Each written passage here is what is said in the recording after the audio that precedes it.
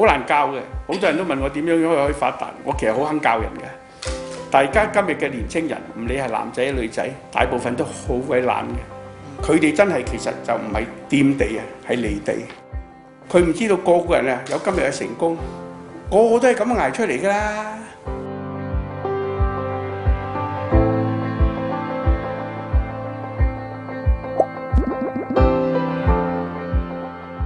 我諗今日香港最有錢嗰頭1、20人，如果係自己創業嘅，個個都係慳翻嚟，初慳翻嚟，捱翻嚟嘅，就唔係話哇有錢就去旅行啊，有錢就去碌卡啊。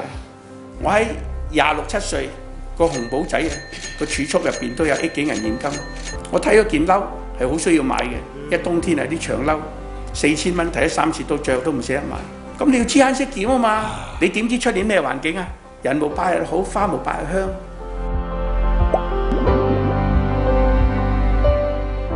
嗱，我一次喺電視睇見咧，我好傷感嘅。我見到一個青年啊，我諗佢24、5歲、25、6歲到，接受一個電視台唔知訪問，話住劏房，地方好細。咁佢接受嗰陣時咧，手就揸住本漫畫。咁我心諗，如果你講到你個劏房咁細，你係咪應該去兼職，揸翻一間的士又好，揸小巴好，或者去揾多份工咧？佢唔係，喺房入邊就睇漫畫。咁呢啲你有咩怪人嘅？即係你過去都係唔夠努力，梗係唔夠努力啦！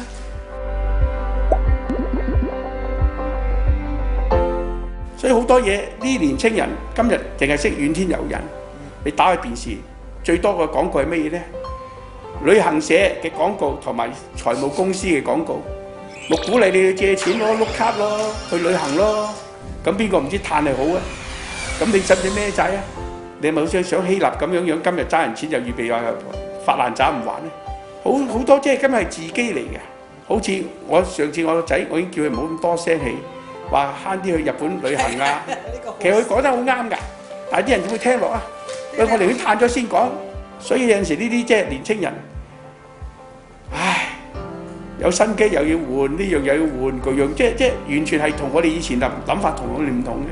你睇翻以前初，我記得我同我前妻啊，第一個老婆個理想都希望有層樓1500尺，有100萬定期存款已經好滿意嘅。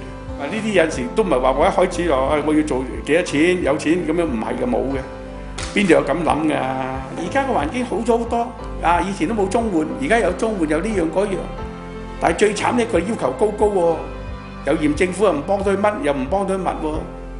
其實啊，真係香港一個好可悲嘅悲歌嚟嘅。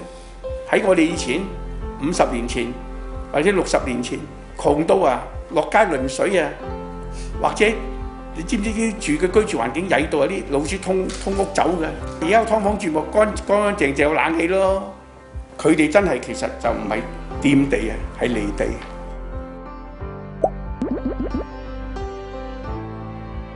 點解有啲人一世人咧要注定係冇得上位冇得成功咧？因為佢思想上已經係錯咗。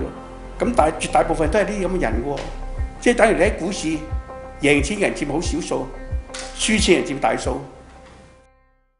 大佬嘅一生並唔係場場仗都打得贏嘅，曾經佢都輸過200幾億。下集大佬會分享佢嘅敗仗經歷，記得留意動新聞啦。